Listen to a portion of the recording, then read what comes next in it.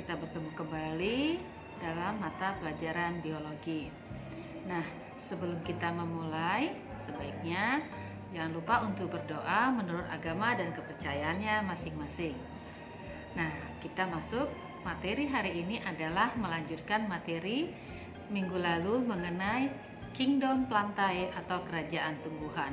Minggu lalu kalian sudah belajar tentang yaitu tumbuhan lumut dan tumbuhan paku.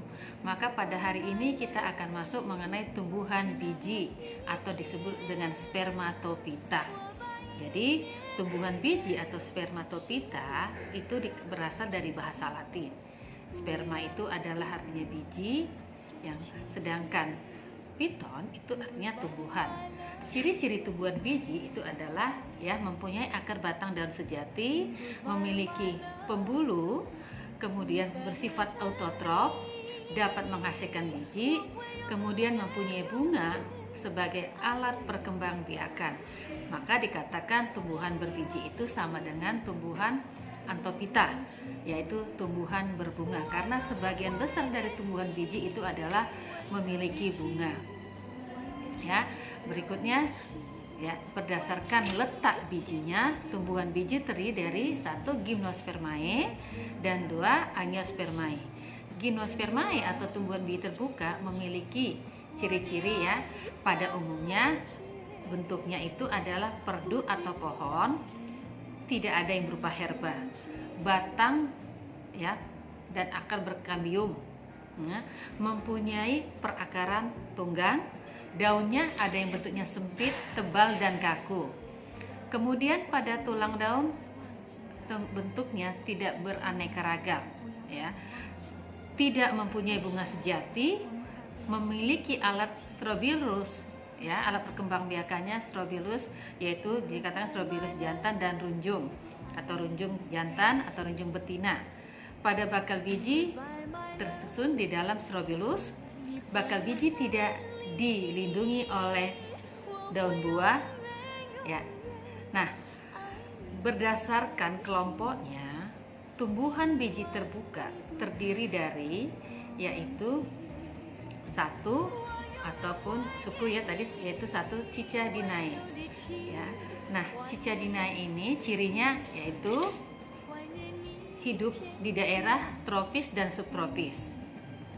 Kemudian berumah dua, artinya bunga jantan dan bunga betina tidak terletak pada satu tumbuhan. Jadi bisa satu bunga yang mengandung hanya ada bunga jantannya aja, ada pohon yang hanya bunga betinanya saja.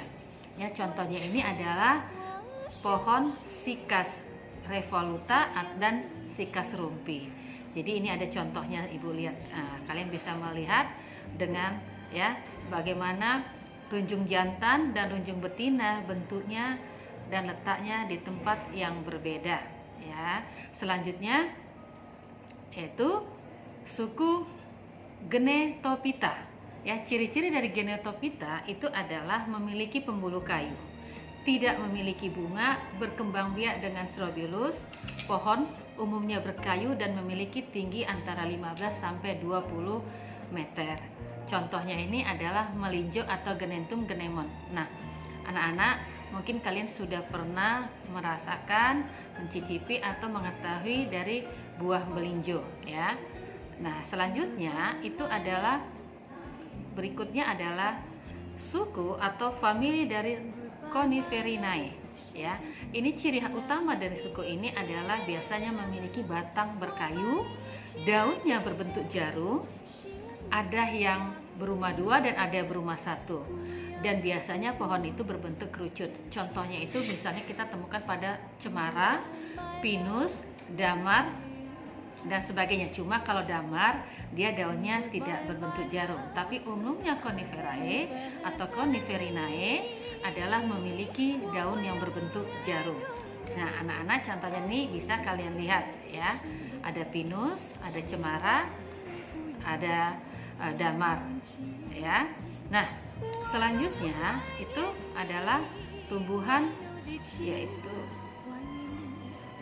suku Gingoinae, Jadi ini biasanya ditemukan pada daerah tertentu, tidak semua ada tumbuhan ini bisa hidup ya. Nah, contohnya ini kita temukan pada ginkgo biloba. Jadi cirinya ini kita lihat tuh ada daunnya berbentuk kipas, merupakan tumbuhan berumah dua, bakal bijinya tidak dilindungi oleh daun buah. Jadi ingat anak-anak, hanya ada tinggal satu ya jenisnya itu, yaitu ginkgo biloba. Ini bisa dilihat pada gambar yang saya berikan.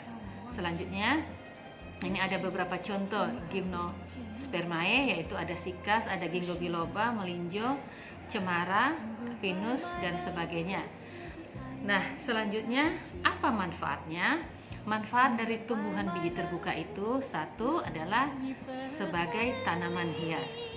Nah, sebagai tanaman hias ini bisa kita temukan pada pohon sikas ya.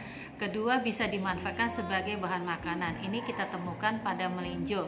Jadi anak-anak mungkin pernah mencicipi sayur melinjo atau juga kerupuk yang berasal dari bahan baku melinjo. Nah, batangnya ini bisa dimanfaatkan untuk mebel, untuk bahan baku kertas. Selanjutnya ada juga yang bisa dimanfaatkan untuk industri. Contohnya itu ya pinus. Pinus itu bagus untuk dibuat kertas, kemudian bisa untuk batang korek api. Getahnya dapat dibuat untuk bahan baku cat. Ya. Jadi pinus ini banyak sekali manfaatnya. Ya, anak-anak tuh kemudian kita ada yang dapat digunakan untuk obat-obatan. Contohnya itu adalah ginkgo biloba, kemudian damar.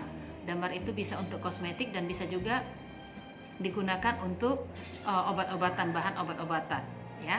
Nah, anak-anak, sampai di sini juga pertemuan kita pada hari ini. Nanti akan kita lanjutkan materi berikutnya ya. Terima kasih, sampai ketemu dan tetap semangat.